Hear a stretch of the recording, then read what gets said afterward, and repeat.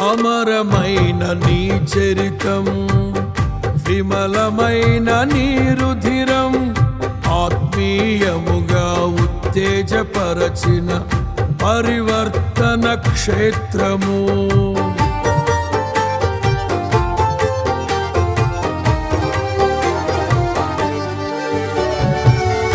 అమరమైన నీ చరితం, విమలమైన నీ రుధిరం, ఆత్మీయముగా ఉత్తేజపరచిన పరివర్తన క్షేత్రము.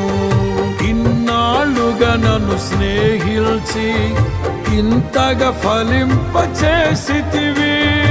ఈశ్వర సంపదనంతటితో అభినయించినే పాడెదను.